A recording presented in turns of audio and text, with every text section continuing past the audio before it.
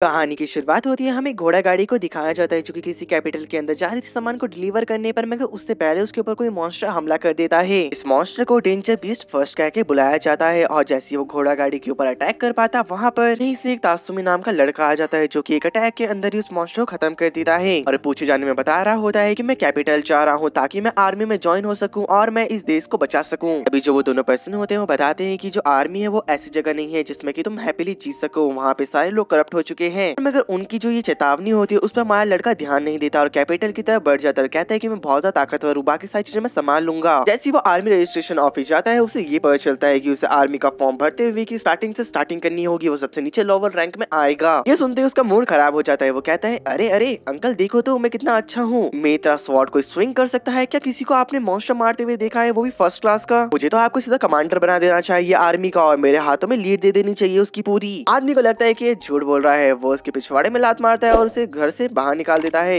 ओ sorry office से बाहर निकाल देता है। अभी हम देखते हैं वहाँ पे एक लड़की लियोने आती है जो कि कहती है कि मैं तुम्हारी आर्मी में ज्वाइन होने में मदद करा सकती हूँ, मगर इसके बदले तासुमी को उसको बहुत सारी बियर ऑफर करनी पड़ती है और खाना खिलाना पड़ता है। वो लड़की बताती कि मेरी आर्मी में जान पहचान वाले बहुत सारे हैं जहाँ पर मैं तुम्हारी उनसे सीधा बात करा दूंगी और तुम आर्मी में अच्छी पोजीशन में जा लोगे। और हमारा लड़का उसे वो भी पैसे दे देता है जिससे उसने डेंजर बीस्ट के मारने के बदले में उन दोनों आदमी से लिए होते हैं। लियोने वो पैसे लेते हुए जाती है और कहती है कि यहीं पे रुकना, मैं आती हूँ तुम्हारा काम कर। हमारा तासुमी इतना भोला होता है, वो वहीं पे रह लेता है जहाँ पे दोपहर होती है, शाम होती है और रात हो चुकी थी। और मगर लियोने नहीं आती। शोपरन उसे बताते हैं कि अरे बच्चे तुम्हें इतना भी नहीं पता, वो लड़की तुम्हें ठग के जा चुकी है। हमारा तासुमी को बहुत सा गुस्सा आता है। वो कहते हैं अरे चुड़ैल सी साली मेरे को मिल जाए एक बार, मैं से छोड़ूंगा नहीं। मगर वो बेचारा अब कर भी क्या सकता था, वो इतने बड़े शहर में से कहाँ ढूंढता जहाँ पे अब वो रात को फुटपाथ पे सो रहा होता है क्योंकि उसके सारे पैसे खत्म हो चुके थे और उससे बहुत ज्यादा ठंड लग रही होती है। पर मगर एक लड़की आर्या नाम की उसके पास आती है और कहती है अरे तुम यहाँ फुटपाथ पे क्या कर रहे हो? पर मगर हमारा लड़का उसे कुछ भी नहीं कहता। आर्या कहती है मुझे पता है कि तुम्हारे साथ क्या हुआ है तो चिंता मत करो, तुम आज रात मेरे घर पे रुक सकते हो। पर मगर हमारे तासुमी को पहले उसके ऊपर डाउट होता है, लेकिन वो लड़की की स्माइल और ब्राइटनेस देखने के बाद उसे लगता है कि सच्ची बोल रही होगी और जहाँ पर हम देखते हैं कि वो अपने घर पे ले जा चुकी होती है। तासुमी आर्या के डैड के साथ बैठ रखा होता है जहाँ पे आर्या के डैड के पूछने के बाद वो उसे बताता है कि वो यहाँ पर अपने दो दोस्त यासु एंड सायो के साथ आ रखा है ताकि वो बहुत सारे पैसे कमा के अपने विलेज में भेज सके और वहाँ पे थोड़ी सी उन लोगों की मदद हो जाए। जीप ने में आते हुए यहाँ पे गॉड की मूर्ति भी दी थी और कहा था कि ये तुम्हारी हमेशा रक्षा करेंगे। पर मगर जैसे हम यहाँ पे आ रहे थे हमारे ऊपर लुटेरों ने हमला कर दिया और हम सारे दोस्त अलग अलग हो गए। पर मगर मुझे यकीन है वो दोनों ठीक होंगे क्योंकि वो काफी ज्यादा पावरफुल जो है। तभी आर्या के डैड बताते हैं कि मेरे मिलिट्री में बहुत ज्यादा जान पहचान है, जहाँ पर बच्चा मैं तुम्हारे दोनों दोस्तों को जल्दी ढूंढ निकालूंगा। ये सुनने के बाद हमारा तासुमी बहुत ज्यादा खुश आता है। वो कहते हैं कि अंकल आपका बहुत बहुत शुक्रिया। अगले दिन हमें दिखाया जाता है कि वो आर्या के साथ जाता है काफी सारा शॉपिंग करने के लिए और आर्या ने बहुत ज्यादा शॉपिंग करी होती है लिटरली। तभी जो गार्ड होता है हमारी लड़की को बता रहा होता है जो यहाँ का एम्परर है वो एक छोटा सा बच्चा है जो कैपिटल में रहता है, पर मगर उस बच्चे के पीछे रह के जो यहाँ का प्राइम मिनिस्टर है वो उसे कंट्रोल करता है और सारी चीजों को अपने काबू में रखता है। तभी गार्ड उसे यही बताता है कि जो यहाँ पर एक सेशन का ग्रुप है वो अपर क्लास लोगों को टारगेट करते हैं या फिर यूँ कह लो कि वो ताकतवर लोगों के पीछे जाते हैं जिनके पीछे बहुत ज्यादा पैसा मिले। उनका नाम है द नाइट ट्रेड। पर हमें तभी रात के सीन को दिखाया जाता है। आर्या की मॉम हॉल से होते अपने रूम में जा रही होती है, पर मगर तभी वहाँ पे एक नाइट आती है और उन्हें बीच से काट देती है जैसे कि गोजो को सुकोना के अटैक ने काट दिया था बीच से। उसी तरीके से उसकी मॉम की डेथ हो चुकी होती है। तो हमारा तासुमी होता है भागते हुए आता है देखने के लिए कि बाहर क्या हो गया। पर मगर हमें दिखाया जाता है कि 5 नाइट बाहर गेट पे खड़े होते हैं जिनका नाम है द नाइट रेड। वो यहाँ पे आ चुके होते हैं जहाँ पे तासुमी के सामने सामने वो सारे गार्ड्स को मार देते हैं। यहाँ पे हमें दिखाया जाता है दरअसल द नाइट रेड में लियोने भी होती है जो कि अपने रॉ स्ट्रेंथ के थ्रू आर्या के फादर को हवा में टंगाती है और उनका गला घोट के उन्हें मार डालती है जान से। दूसरी ओर हमें दिखाया जाता है एक गार्ड आर्या को बचाते हुए भाग रहा होता है जंगल के थ्रू। उनको ढूंढता ढूंढता तासुमी भी उनके पास आ चुका था। गार्ड कह रहा होता है कि मैं लियोने को सेव करके आता हूँ अंदर, तब तक तुम यहीं पे रुक के द नाइट रेड को रोकना। तासुमी भी हमारा बेचारा हाँ करता है। पर तभी हम देखते हैं द नाइट रेड की एक मेंबर आती है और उस गार्ड को बीच से फाड़ देती है और इस लड़की का नाम अमाके होता है। हम देखते गार्ड को मारने के बाद वो आर्या को मारने के लिए आगे बढ़ती है, पर मगर हमारा तासुमी उसे रोक देता है। कामे कह रही होती तुम्हें नहीं पता ये लोग कौन है तो साइड हो जाओ वरना तुम भी मारे जाओगी। तासुमी कहते हैं कि मैं पीछे नहीं हटूंगा, अगर मैं एक लड़की को नहीं बचा सकता तो आखिरकार मर्द होने का मेरा फायदा ही क्या है और मैं अपने गाँव को कैसे बचाऊंगा और उनके पास पैसे कैसे भिजाऊंगा। अकामे और तासुमी के बीच में लड़ाई होती है, पर मगर थोड़ी देर बाद हमें दिखाया जाता है कि जो तासुमी होता है अकामे उसे स्टेप कर देती है, स्वॉर्ड को उसकी बॉडी के अंदर डालने की कोशिश करती है, पर मगर वो ऐसा कर नहीं पाती और हमें पता चलता है रीजन क्या था। दरअसल जो चीफ ने उसे भगवान की मूर्ति दी थी उसने उसे बचा लिया था। लियो ने पीछे से सब कुछ देख रही होती है। अकामे अपने स्वॉर्ड को स्विंग करती है और उसकी गर्दन उड़ाने ही वाली थी, पर मगर लियो ने बीच में आती उसे रोक देती है और कहने लग जाती है कि मुझे माफ करना ऐसा करने के लिए, पर मगर इस लड़के का एहसान हमें चुकाना पड़ेगा और कहता है तासुमी से देखने की बात कि आखिरकार तू वही चोर चोर है जिसने मेरे पैसे चुराए थे। लियो ने कहती है एक मिनट शांत हो जाओ, और हमें बताया जाता है आर्या के फादर के डार्क सीक्रेट्स के बारे में। वैसे उसके फादर यहाँ पे कंट्री साइज के लोगों को लेके आते थे और उनकी बॉडी के अंदर ड्रग्स को इम्प्लांट करते थे और देखते थे कि क्या रिएक्शन होगा। सीधा सीधा ये कहा जाए जो उसके फादर थे वो लोगों के ऊपर एक्सपेरिमेंट करके उन्हें टॉर्चर करा करते थे बहुत ज्यादा। हमारा तासुमी आगे बढ़ता है और जो उसने देखा था उसकी आंखें और उसकी रूह दोनों कांप जाती है। दरअसल उसकी फ्रेंड तायो को भी इन्होंने टॉर्चर करा था, और जो यासु होता है वो एक प्रिजन के अंदर भी जिंदा होता है और कहने लग जाता है आखिरकार तुम मेरे दोस्त हमें बचाने आ चुके हो। ये बताता है कि हमें यहाँ पे हेल्प के बहाने लेके आया गया और हमारी बॉडी में पता नहीं कुछ इम्प्लांट करके हमें बेहोश करके यहाँ पे टॉर्चर करना शुरू कर दिया गया था, जिसको कि सहन ना पाने की वजह से सायु की डेथ हो गई। उसने आखिर तक पूरी जान दिखाई और कहा कि मेरा दोस्त मुझे बचाने जरूर आएगा। जो सायु होती है अपने रंग दिखाते हुए कहती है कि तुम लोग सिर्फ गाँव के कीड़े हो जो की मरने के लिए बने हो और नोबल्स के पैरों के नीचे चलने के लिए बने हो। आखिर तुम में से अगर 10 या फिर 1 लाख लोग मारी भी गए तो क्या ही होगा, तुम हो तो हमारे पैरों की जूती ही। तभी हम देखते हैं सुनने के बाद काम सायु को मारने के लिए आगे बढ़ती है, पर मगर तभी हमारा लड़का उसे रोक देता है, कहता है कि रुक जाओ, और अपनी स्वॉर्ड निकाल के सायु को वो खुद ही मार देता है और कहता है तक जाने से पहले एक बार हेवन जरूर जाना और मेरे दोस्तों से माफी जरूर मांगना। जो यासु था उसकी कंडीशन बिगड़ती जा रही थी। अकामे बताती है कि हम इसे नहीं बचा सकते, इसकी बॉडी में बहुत सारे ड्रग्स को इम्प्लांट करा गया है, अब ये बेचारा नहीं बच पाएगा। और वो लोग जाने लग जाते हैं। लियो ने जाते हुए कहती है कि चलो इस लड़के को हम अपने साथ लेके चलते क्योंकि इसके पास लक, करेज और बहुत ज्यादा हिम्मत है, ये किसी के भी अगेंस्ट जा सकता है, बच्चा हमारे बहुत ज्यादा काम आएगा। वो तासुमी को पकड़ते हैं, उनको अपने साथ लेके जाने लग जाते हैं। लियो ने सभी को कहती है कि जो ये लड़का है आज से हमारी टीम का हिस्सा है। तासुमी खड़ा होता है, कहते हैं कि नहीं मैं तुम्हारी टीम का हिस्सा नहीं हूँ। तभी वो लड़की कहती है कि अगर तुम्हें लियोना ने एक बार कह दिया तुम हमारी टीम का हिस्सा हो तो तुम्हें बढ़ना पड़ेगा वरना तुम नहीं बचोगे। लियोना कहती कि ब्यूले इस लड़के को संभालो, और जिस आदमी ने आर्मर पहन रखा था वो हमारे तासुमी को पकड़ लेता है और कहीं जाने नहीं देता। अगले दिन हमें दिखाया जाता है जो हमारा तासुमी था अपने दोस्तों की ग्रेव बनाता है, उनके सामने फूल रखे उनको श्रद्धांजलि दे रहा था। उसके पास लियोने आती है और कहती है आखिरकार तुमने ज्वाइन करने के बारे में क्या सोचा, पर मगर तासुमी कहता है मुझे नहीं पता। और लियोने तभी कहती है चलो छोड़ो कोई बात नहीं, तुम सोच लेना, पहले तुम दूसरे लोगों से भी आके मिलो। तभी लियोने फर्स्ट पर्सन सेल के पास लेके जाती है और कहती है कि इस लड़के को ऐसा कहना कि हमारी टीम ज्वाइन कर ले। सेल एकदम से धमकी भरी बातें उसे कहती है और कहती है कि अगर तुमने हमारी टीम को ज्वाइन नहीं करा हम तुम्हें मार डालेंगे क्योंकि तुमने हमारे हाइड आउट को देख लिया है। हमारा लड़का पहले पर्सन से मिलने के बाद ही रोने लग जाता है। यहाँ पे तभी दूसरी पर्सन जिसका नाम माइन होता है वो आती है और कहती है अरे यार किस लड़के को लेके आ चुकी है, ये तो मेरे लेवल का ही नहीं है। एकदम से हमारा लड़का कहता है तूने क्या कहा, लेकिन हम देखते हैं कि लियोने कहती है ये सभी से ऐसी बात करती चिंता मत करो। यहाँ पे हमें ब्लूएट को दिखाया जाता है जो कि वही आर्मर मैन था कि बॉडी शॉडी और डोले और उसकी एक्सरसाइज देखने के बाद हमारा लड़का उससे इंप्रेस हो जाता है। ब्लड हमारे लड़के के पास आता है और उसे पता चलता है दरअसल वो एक गे है। अगली बारी आती है लियोबो की, जहाँ पे हमें पता चलता है दरअसल वो एक नंबर का ठरकेर परवर्ट है जो कि लियोने को आज नहाते हुए देखने आया था, मगर बेचारी किस्मत इतनी बेकार होती है उसके पीछे से लियोने ही आ जाती है जो कि उसकी उंगली तोड़ के उसे जमीन में पटक देती है। तभी जो लियोने होती है वो अकामे के पास हमारे तासुमी को लेके आती है जो कि एक बर्ड को पका के खा रही होती है, और यहाँ पे नाइट्रेट की बॉस लेजेंडा भी आ रखी होती है उनसे मिलने के लिए, और वो लियोने को डांट लगाने लग जाती है और कहती है कि तुमने पिछले मिशन में बहुत ज्यादा देर कर दी थी। लियोने कहती मुझे माफ करना, पर मगर ये हमारा नया मेंबर इसका नाम तासुमी है और मेरे को लगता है हमारे ग्रुप में काफी ज्यादा अच्छा करेगा। तभी हम देखते हैं उनकी मीटिंग बिठाई जाती है, एजेंडा मीटिंग बिठाती है और कहती है कि आखिरकार इस लड़के का क्या करना है, सब लोग मुझे बताओ। तभी तासुमी कहने लग जाता है कि आखिरकार अगर मैं तुम लोगों को मना कर दिया तो मेरे साथ क्या करा जाएगा, क्या तुम मेरे को मार दोगे। नाजिंटा मना करती है, वो कहती है कि हम तुम्हें कुछ और काम देंगे। तब तासुमी उन्हें कहते हैं अच्छा तो ये बात है, मैं यहाँ पे इसलिए आया ताकि मैं अपने गाँव की गरीबी को मिटा सकूं, पर मगर मुझे ये नहीं पता था कि मेरे को ये सब काम करना पड़ेगा। ब्यूलेट कहते हैं कि मुझे पता है कि गरीबी क्या होती है, गरीबी का कारण अभी ये शहर के करप्ट लोग हैं जो कि पैसे खा रहे हैं। ब्यूलेट यही बताता है पहले मैं इंपीरियल सोल्जर हुआ करता था, ऐसे मेरे को सच के बारे में पता चला, मैंने वहाँ पे काम छोड़ दिया और मैं नाइट्रेट में ज्वाइन हो गया। अगर हमें इन सभी को खत्म करना है तो हमें इसके जड़ को खत्म करना होगा। तासुमी कहता है कि कुछ लोगों को मारने से ये प्रॉब्लम ठीक नहीं हो जाएगी। वैसे कभी तुम लोगों ने मेरी गाँव की मदद तो नहीं करी। नाजिंटा कहती है कि जो एम्परल फोर्स है उसके खिलाफ रेवोल्यूशनरी आर्मी खड़ी हो चुकी है, पर मगर एक टॉप सीक्रेट हमें ऐसे लोगों को मारना या फिर उनकी इन्फॉर्मेशन निकालना जिस वजह से हमने वाली टीम बनाई। भले ही अगर हम अभी औहदे में छोटे हैं पर मगर फ्यूचर में आने वाले बहुत बड़े बड़े काम करने हैं। यहाँ पे हमारा लड़का खुश रहता है, कहता है कि अच्छा मैं समझ चुका हूँ, अभी हम छोटे हैं पर मगर हम एक अच्छा काम कर रहे हैं और दूसरों की जान को बचा रहे हैं। नाजिंटा कहती है कि तुमने ठीक कहा, पर मगर ये कभी मत भूलना कि हम एक मर्डर कहलाते हैं और कभी भी ऐसा हो सकता है कि हमें कोई भी पकड़ के एग्जीक्यूट कर दे। तासुमी कहता है मेरे को इससे कोई दिक्कत नहीं है, पर मगर मेरे को क्या इसका कभी फल भी मिलेगा। वो कहती है कि हाँ, लेकिन माइंड कहने लग जाती है ऐसा भी हो सकता है इस काम में ज्वाइन होने के बाद तुम कभी अपने विलेज ना लौट पाओ। तासुमी कहता है कोई बात नहीं, पर मगर बस मेरे को इतना चाहिए कि मेरे विलेज वाले ठीक रहे। ये सब सुनिएगा जो तासुमी होता है नाइट्रेट को ज्वाइन कर लेता है, पर मगर जो एजेंडा होती है वो कहती है अकामे इसकी ट्रेनिंग अब से तुम कराओगे, अगर ये ट्रेनिंग ना कर पाए तो उसे मार डालना। अगले दिन अकामे और तासुमी सभी के लिए ब्रेकफास्ट बनाते क्योंकि ब्रेकफास्ट की जिम्मेदारी तासुमी की थी। थोड़ी देर बाद लियोबोक, माइन, ब्यूलेक और सेल एक इमरजेंसी मिशन में जाते हैं जहाँ पे उन्हें जाना जरूरी था, और जो तासुमी होती है वो अकामे के साथ मछली पकड़ने लग जाती है, पर मगर वो दोनों मिलकर पूरे दिन में सिर्फ 2 ही मछली पकड़ पाते हैं। रात को जो लियोने होती है उनके मिशन के बारे में बताती है कि उनका एक मिशन एक मर्चेंट को पकड़ना है, एक पुलिस ऑफिसर को जिनका नाम एम्परर पुलिस का ऑगर और ऑल मर्चेंट गामा होता है। जो गामा है वो ऑगर को रेगुलरली पैसे भिजाता रहता है, क्योंकि जो गामा होता है हमेशा क्राइम करता रहता है। इस वजह से ऑगर क्राइम को किसी इनोसेंट के ऊपर डाल देता है हमेशा। इस बार शिकार हुआ है इस लेडी का हस्बैंड। जो लियोने होती है वो कहती है जो गामा है उसे मारना तो बहुत ज्यादा आसान होगा, पर मगर जो ऑगर है उसे मारना बहुत ज्यादा मुश्किल होगा, क्योंकि उससे हाईली स्वॉर्ड स्किल आती है और क्रिमिनल भी उससे लड़ने से डरते हैं बहुत ज्यादा। पर मगर जब भी वो ऑगर से पैसे लेता है वो उससे ड्रिंक करने के लिए मेन स्ट्रीट में चले जाता है, लेकिन वहाँ पे अकामे नहीं जा सकती क्योंकि अभी वो वांटेड है। अगर किसी ने उसे पकड़ लिया तो वो उसको एग्जीक्यूट करने में देरी नहीं लगाएंगे पैसों के लिए। जिस वजह से लियोने कहती तो मैं जाऊंगी और तासुमी पीछे से कहता है कि तुम्हारे साथ मैं भी चलूंगा। अकामे मना करते हुए कहती कि नहीं, ये काम तुम नहीं कर पाओगे, किसी को एकदम बिना हेजिटेशन के मारना तुमसे नहीं हो पाएगा, क्योंकि तुमने उस लड़की को मारने में कामयाब इसलिए हुए थे क्योंकि उसने तुम्हारे दोस्तों के साथ ये सब करा था और हेटेड के चलते तुमने उसे मारा था। पर मगर अकामे कह रहा होता है कि नहीं, मैं जाऊंगा और वो बच्चों की तरह हरकतें करने लग जाता है और कहते हैं कि जितनी देर हम करेंगे उतने इनोसेंट लोग मारे जाएंगे। जो लियोने होती है वो कहती चलो तुम मेरे साथ चल लो, इसलिए नाजेंडा भी कहती कि ठीक है तुम जा सकते हो। जो तासुमी होता है वो ओगर को मारने जाएगा, पर मगर जो अकामे होती है जाने से पहले कहती है कि अगर तुम अपने मिशन को कंप्लीट करके रिपोर्ट नहीं करते तब तक तुम ये मत समझना कि तुम एक असैसिन हो। अगर तुमने बीच में ही छोड़ने का प्लान कर दिया या फिर तुमने भागने का सोचा या तो तुम लोगों को मार के घमंडी बन गए तो याद रखना कि तुम्हारी मौत पक्की है। तासुमी कहेगा इस मिशन को मैं पूरा करके रहूंगा और सभी की रिस्पेक्ट लेके रहूंगा। जो लियोने होती है हमारे तासुमी को मेन स्ट्रीट में पहुंचा देती है और कहती कि वो यही मिलेगा तुमको, लेकिन तासुमी इसकी बातों पे ध्यान नहीं देता। उसके दिमाग में अकामे की सारी बातें घूम रही होती हैं। बात लियोने समझ जाती है, बताती कि जब अकामे छोटी थी तो एम्परर के सिपाहियों ने उनको खरीद लिया था उनके माँ बाप से और बाकी बच्चों के साथ उनको असैसिन की ट्रेनिंग में लगा दिया था। तभी एक मिशन के दौरान अकामे की मुलाकात नाजेंडा से होती है और जब उसको सच के बारे में पता चला उसके मन में इतनी हेटेड बढ़ गई कि वो द नाइट्रेट को ज्वाइन कर लेती है। अगले सीन में हमें दिखाया जाता है जो लियोने होती है और हमारी अकामे होती है वो गामन को आराम से मार देते हैं। बाई तासुमे की थी वो ओगर को कहता है कि बहुत ज्यादा जरूरी काम है और कहते हैं कि हम यहाँ पे नहीं कर सकते। जैसे वो बाहर आते हैं वो उनके सामने झुकते हुए कहते हैं कि मुझे आर्मी ज्वाइन करनी है। अगर कहते हैं कि इसके बारे में मुझे पता था, मिलिट्री ऑफिस जाओ और वहाँ पे रजिस्टर कर दो तुम्हारा नाम को। और जैसे वो पीछे पलट जाता है एकदम से हम देखते हैं तासुमे अपनी ब्लेड को निकालता है, पर मैं ऑगर को इसके बारे में पता था। जैसे वो पलटता है लेकिन तब तक तासुमे उसके ऊपर अटैक कर चुका था। वो इतनी तेजी से अटैक करता है कि ऑगर देख ही नहीं पाता। तासुमे को लग रहा होता है कि उसने ऑगर को मार दिया है, पर मगर ऑगर उसके पीछे खड़ा होता है किसी मम्मी की तरह। अभी जो ऑगर के काउंटर अटैक होते हैं तासुमे झेल नहीं पाता और पीछे जाके गिर जाता है। ऑगर गुस्से में कहता है मुझे पता चल चुका है कि तुम नाइट्रेट के मेंबर हो, अब तुम नहीं बचोगे। पहले मैं उस लड़की को पकड़ूंगा जो तुम्हारी बॉस है, फिर उसकी पूरी फैमिली को पकड़ूंगा और सभी को तड़पा तड़पा के मारूंगा पब्लिक के सामने।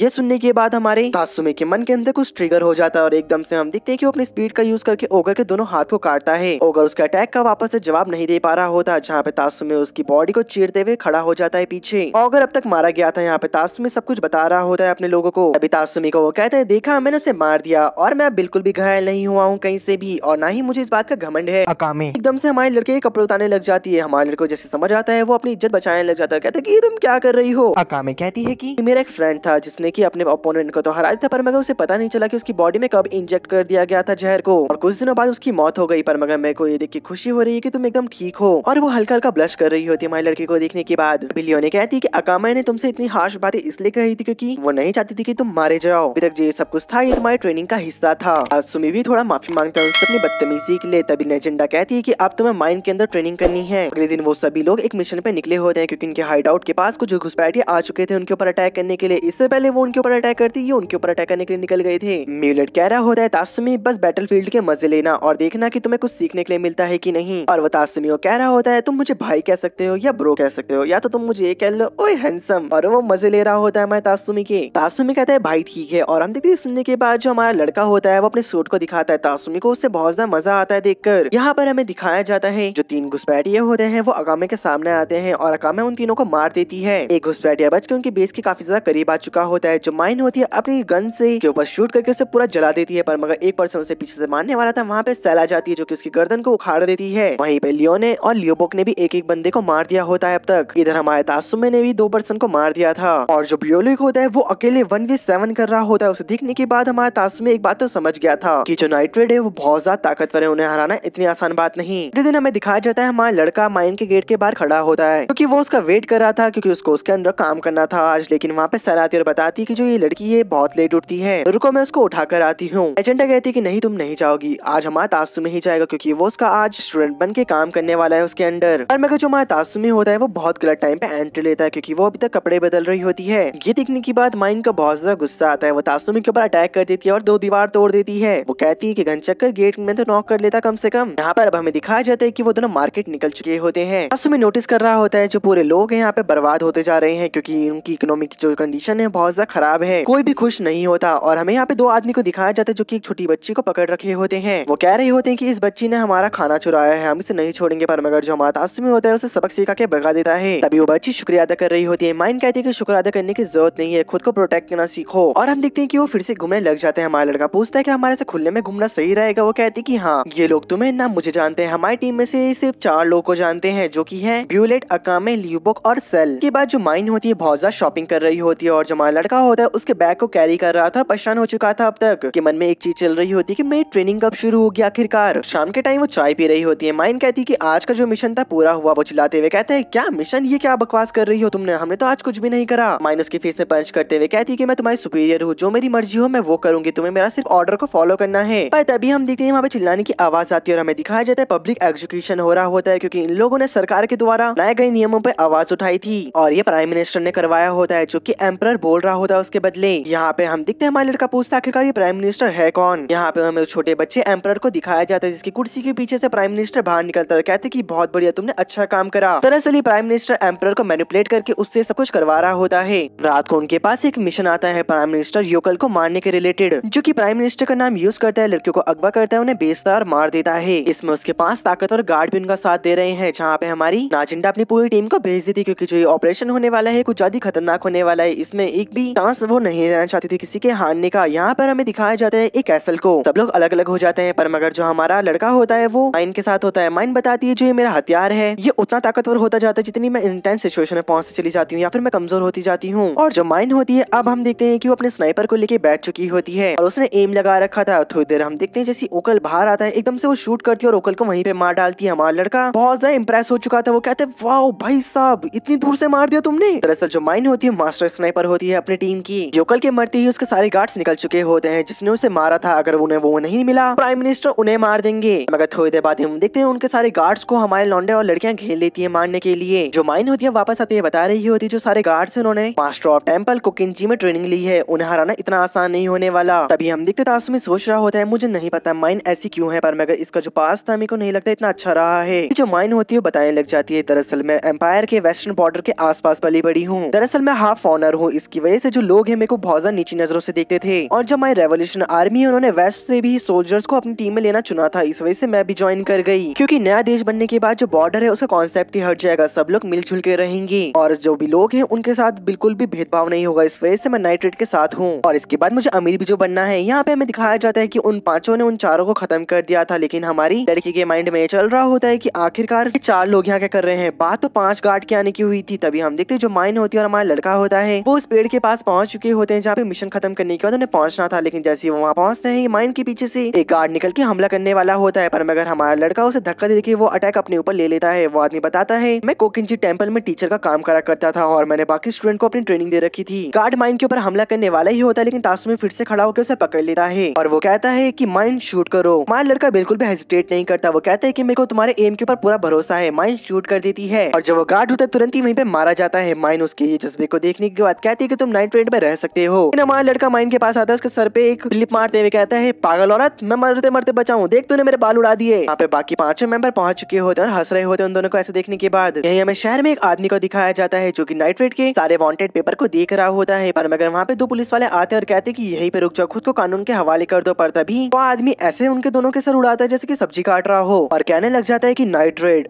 अब मजा आएगा। यहाँ पे हम देखते हैं जो नाइट्रेट वाले होते हैं उन्हें पता चल चुका होता है कि यहाँ शहर में एक आदमी आ रखा है जिसको कि पसंद है लोगों के सर उड़ाना। डिसाइड करते हैं कि वो कुछ टाइम बाद उसे मारने जाएंगे। यहाँ पे बीरड हमारे लड़के को ट्रेन कर रहा होता है। वहाँ पर अकामे आ जाती है, कहती है कि ब्रेकफास्ट कर लो। ब्रेकफास्ट करने के बाद हमें दिखाया जाता है जो हमारा तासुमी होता है उसका पेट तो ऐसा लग रहा होता है कि अभी वो डिलीवरी दे देगा। और हमें दिखाया जाता है जो नाजिंडा होती है एक सोल्जर से मिलती है जो की अकेला बच रखा होता है और वो मरने से पहले नाजिंडा को एक बुक देता है और कहता है कि इसके अंदर वो साया नाम है जिन्होंने की इस लड़ाई के अंदर पार्टिसिपेट किया था। नाजिंडा शाम को एक मीटिंग रखती है, अपने सभी मेंबर को बता रही होती है कि जो आदमी आजकल लोगों को मार रहा है सर काट के, उसका नाम है ज़ेंग द एग्जीक्यूशनर। रात को जो भी रोडों पे निकलता है ये उसको मार डालता है। ज़ेंग पहले पैलेस के सबसे बड़े प्रिजन में हेड एग्जीक्यूशनर का काम करा करता था, यानी कि लोगों के सर को उड़ाने का। ज़ेंग ये काम काफी सालों से करता रहा, जिसकी वजह से उसको आदत पड़ गई थी लोगों के सर काटने की। अब जब वो सर नहीं काटता वो पागल सा हो जाता था। इसी वजह से उसने अपने जेल से अपनी जॉब को छोड़ दिया, क्योंकि उसे लोगों को मारना था और ऐसे प्रिजन में पॉसिबल नहीं होता था कि लोगों को हर बारी मारा जाए। बीच में वो कहीं पे गायब हो गया था, पर मगर अब वो वापस आ चुका है लोगों को मारने के लिए। तासुमी कहते चलो उसे मारने चलते हैं, पर मगर ब्यूलेट कहते हैं कि हमें नहीं पता उसके पास कौन सी पावर है, क्योंकि उसने जेल छोड़ने से पहले वार्डन की इंपरर रैली को चुरा लिया था। हमें काफी ज्यादा केयरफुल रहना होगा, क्योंकि हमें ज़ेंग की इंपरर रैली के बारे में नहीं पता है कि उसके पास कौन सी पावर है। माया लड़का पूछता आखिरकार ये पावर है क्या। तभी हम दिखते हैं कि नाजिंडा बताती है एम्परर रेलिक वो है जो कि कई हजार साल पहले फाउंडिंग एम्परर थे इस जगह के। वो अपने एम्पायर को प्रोटेक्ट करना चाहते थे ताकि कोई आके यहाँ पे कब्जा ना कर ले और उनकी जनता मुसीबत में ना आ जाए, जिस वजह से उन्होंने वेपन्स और आर्मर बनाया ताकि उनकी आने वाली जनरेशन उसका यूज करे खुद को और यहाँ की आम जनता को बचा सके। मॉन्स्टर की बेस्ट नस्ल, उनकी बेस्ट आइटम, इंजन से निकलने वाला खजाना, उसमें बेस्ट आइटम, इन सभी को मिलाकर 48 रेलिक्स को बनाया गया। जो कि इन्हें बनाने वाले थे वो काफी महान आर्टिस्ट थे।